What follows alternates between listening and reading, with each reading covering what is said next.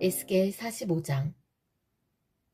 너희 이스라엘 지파들이 제비를 뽑아 땅을 나누어 가질 때에는 한 구역을 여호와께 드려라. 그 땅의 길이는 11km 가량이고 너비는 10km 가량이다. 너희는 이 지역 전체를 거룩하게 구별하여라. 그 가운데서 길이가 250m, 너비도 250m 되는 정사각형 땅은 성전이 들어설 자리이며 그 둘레의 사방으로 너비가 25m 되는 땅은 그대로 남겨두어라. 이 거룩한 구역 가운데서 길이가 11km, 너비가 5km 되는 땅을 따로 재어서 가장 거룩한 곳인 성소가 들어설 자리로 남겨두어라. 그 땅의 거룩한 구역은 성소에서 일을 하며 여호와를 섬기는 제사장들의 몫이다. 그곳은 제사장들이 살 집과 성소를 지을 곳이다. 또 길이가 11km, 너비가 5km 되는 다른 땅을 떼어 성전에서 섬기는 레위 사람들에게 주어 마을을 이루어 살게 하여라. 또 거룩한 구역 옆에 길이가 11km, 너비가 2.5km 되는 지역을 성에 딸린 땅으로 정하여 이스라엘 백성의 몫으로 삼아라.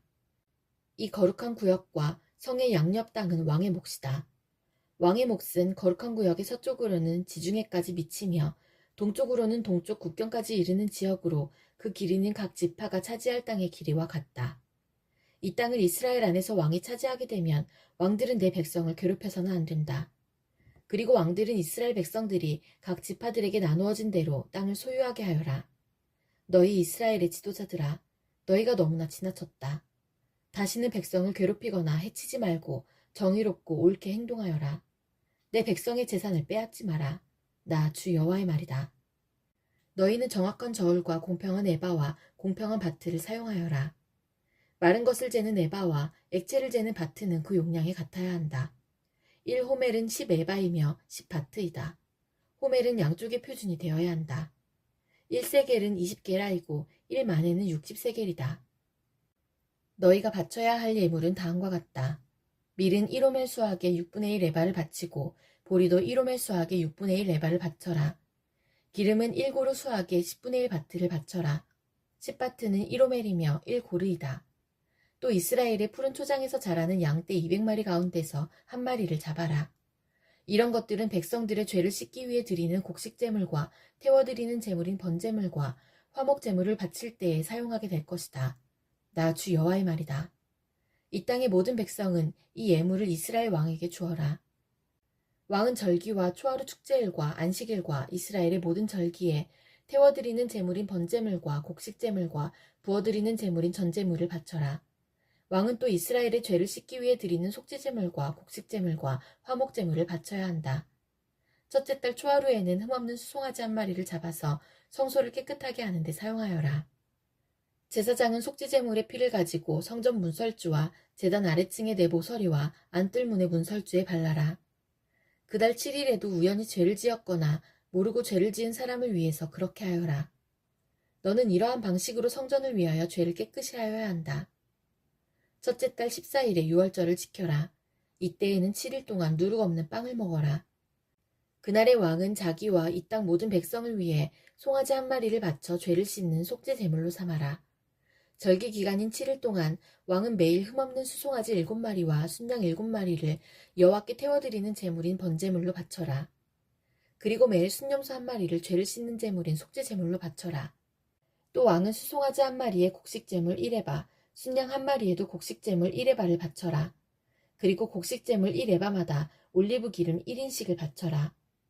일곱째 달 15일부터는 장막절을 지켜라.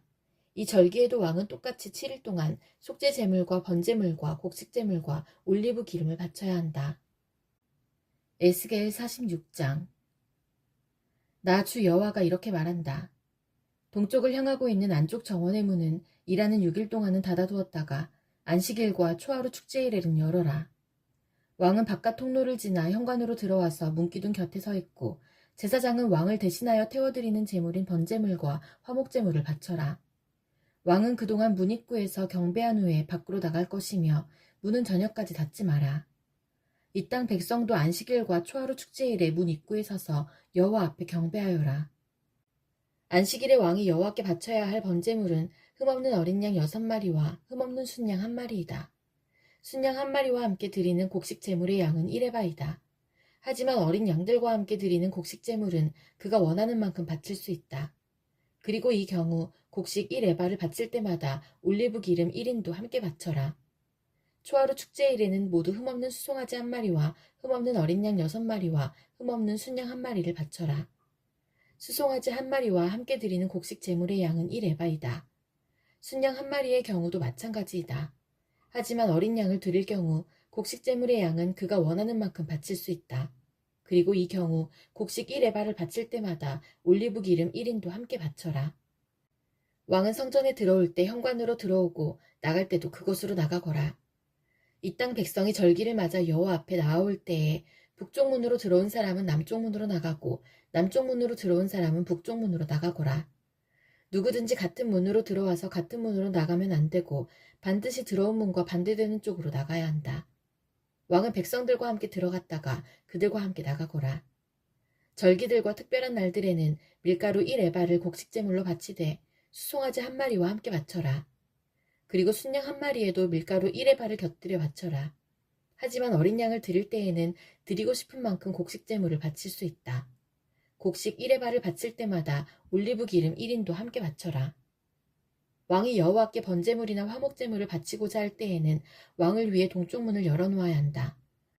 왕은 안식일에 하듯이 번제물과 화목제물을 바치고 나갈 것이며 왕이 나가면 문을 닫아야 한다. 너희는 매일 아침마다 1년 된 흠없는 어린 양을 여호와께 태워드리는 번제물로 바쳐라. 또 아침마다 곡식제물과 함께 어린 양을 바쳐라. 어린 양을 바칠 때에는 밀가루 6분의 1 에바와 기름 3분의 1인을 함께 바쳐라. 이것이 여호와께 바칠 곡식제물이며 지금부터 영원히 지켜야 할 규정이다.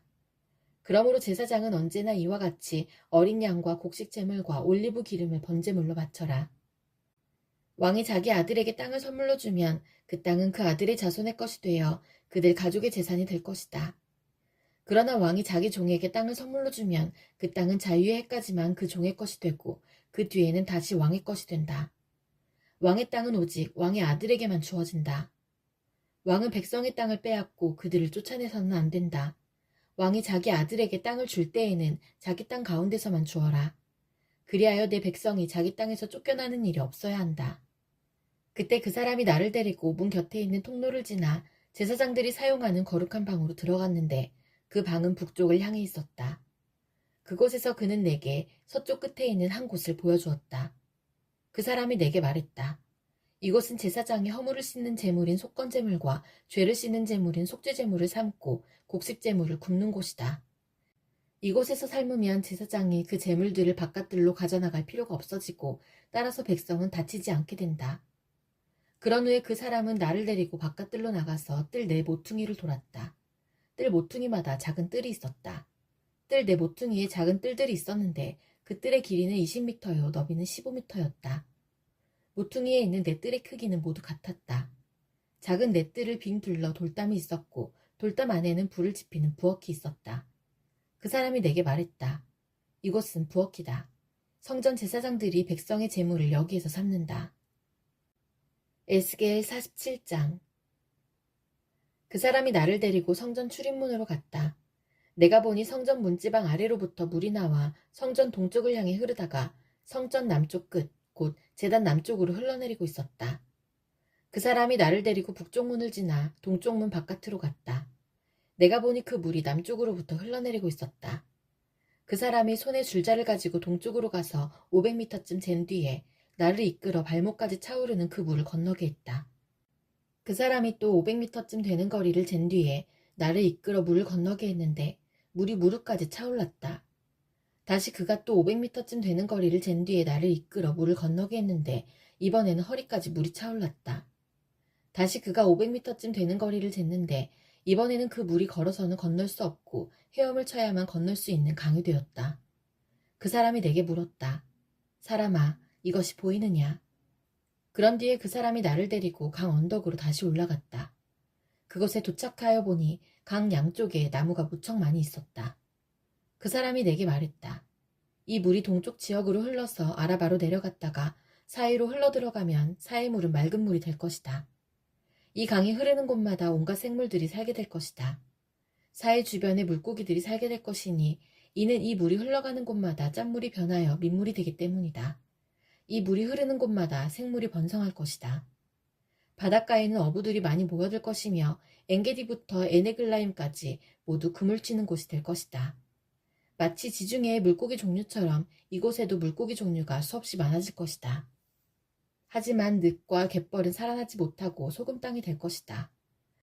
그 강 언덕 양편에는 온갖 종류의 과일나무가 자랄 것이며 그 잎사귀가 시들지도 않고 열매가 떨어지지도 않을 것이다.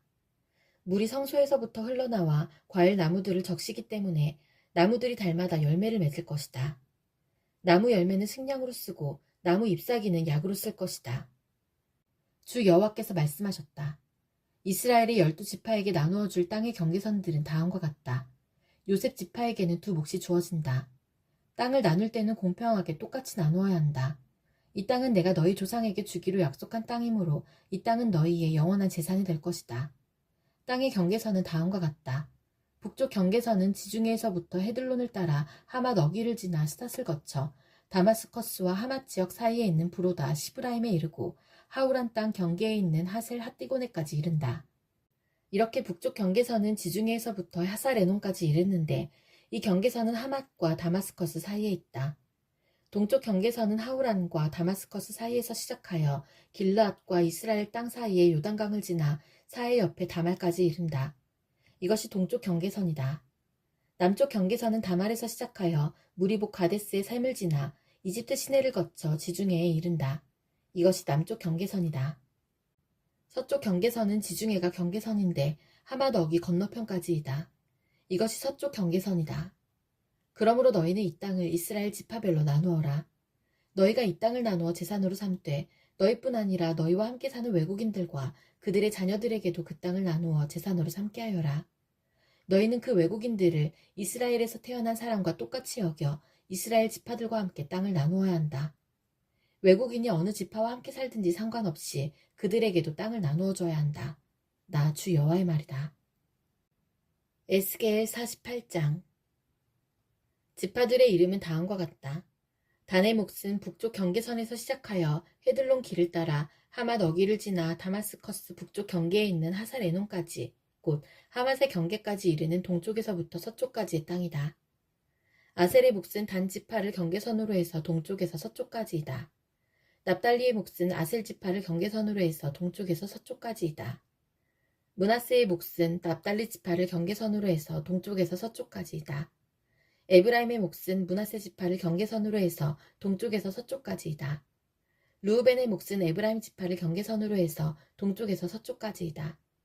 유다의 몫은 르우벤 지파를 경계선으로 해서 동쪽에서 서쪽까지이다. 너희는 유다 지파를 경계선으로 해서 동쪽에서 서쪽까지의 몫을 거룩한 지역으로 지정하여 특별한 예물로 바쳐야 한다. 그 너비는 12.5km이고 동쪽에서 서쪽까지의 길이는 다른 지파들의 몫과 똑같고 이 지역 한가운데에는 성전을 세워야 한다. 너희가 나 여호와께 바쳐야 할 특별한 땅은 길이가 12.5km이고 너비가 5km이다. 이 땅은 제사장들을 위해 마련한 거룩한 몫이 될 것이다. 북쪽으로는 길이가 12.5km, 서쪽으로는 너비가 5km, 동쪽으로도 너비가 5km, 남쪽으로는 길이가 12.5km이다. 그리고 그 한가운데에 여호와의 성전이 있어야 할 것이다. 이 땅은 거룩하게 구별된 제사장들인 사독의 자손들을 위한 몫이다. 이스라엘 백성이 나를 저버렸을 때에 그들과 함께 나를 저버린 레위 사람들과는 달리 사독 자손들은 나를 저버리지 않았기 때문이다. 그러므로 이 땅 가운데서 특별히 구별된 몫은 그들에게 특별한 선물로 가장 거룩한 몫이 될 것이며 레위 지파의 땅과 경계선을 맞댈 것이다. 제사장들의 땅 경계선을 따라서 레위 사람들에게도 땅을 주어야 할 것이다. 그 길이는 12.5km이고 너비는 5km이다. 전체의 길이는 12.5km이고 전체의 너비는 5km이다. 레위 사람은 이 땅을 팔아서도 안 되고 바꾸어서도 안 된다. 이 땅은 가장 좋은 땅이기 때문에 다른 사람들에게 넘겨서도 안 된다. 이 땅은 여호와께 거룩하게 구별된 땅이기 때문이다. 나머지 땅, 곧 너비가 2.5km가량이요 길이가 12.5km인 땅은 그 성의 일반적인 용도로 사용할 것이며 주로 집을 짓거나 목초지로 사용하게 될 것이다. 그리고 성은 땅 한가운데에 있어야 한다. 성의 크기는 다음과 같다. 북쪽의 길이는 2.25km가량, 남쪽의 길이도 2.25km가량, 동쪽의 길이도 2.25km가량, 서쪽의 길이도 2.25km가량이다. 목초지로 쓸 땅은 북쪽으로 125m가량, 남쪽으로도 125m가량, 동쪽으로도 125m가량, 서쪽으로도 125m가량이다. 거룩하게 구별한 땅과 붙어있는 나머지 땅은 동쪽으로 5km이고 서쪽으로도 5km이며 이 땅에서 생산되는 것들은 성에서 일하는 사람들의 양식으로 주어져야 한다. 그리고 성에 사는 사람들로서 이 땅을 일구는 사람들은 이스라엘의 모든 지파로부터 온 사람들이어야 한다. 이 전체 지역은 사방이 12.5km 되는 정사각형이다. 너희는 성에 딸린 땅과 함께 거룩한 땅을 주님께 드리는 특별한 선물로 바쳐야 한다. 거룩하게 구별한 땅의 양옆과 성에 딸린 땅의 양옆에 있는 나머지 땅은 왕의 몫이다. 그 땅은 거룩하게 구별한 땅 동쪽 옆으로 동쪽 경계선까지이며 서쪽 옆으로는 지중해까지이다. 두 지역의 길이는 지파들이 차지할 땅의 길이와 같다. 이 땅이 왕의 몫이다. 거룩한 땅과 성전 안의 성소가 그 땅의 한가운데에 있어야 한다. 레위 사람의 땅과 성에 딸린 땅은 왕의 몫으로 돌아갈 땅 중간에 자리 잡게 된다. 왕에게 속한 땅은 유다의 경계선과 베냐민의 경계선 사이에 있게 될 것이다. 나머지 지파들이 받을 땅은 다음과 같다. 베냐민의 몫은 동쪽에서부터 서쪽으로 지중해까지이다. 시므온의 몫은 베냐민 지파를 경계선으로 해서 동쪽에서 서쪽까지이다. 이사갈의 몫은 시므온 지파를 경계선으로 해서 동쪽에서 서쪽까지이다. 스불론의 몫은 이사갈 지파를 경계선으로 해서 동쪽에서 서쪽까지이다.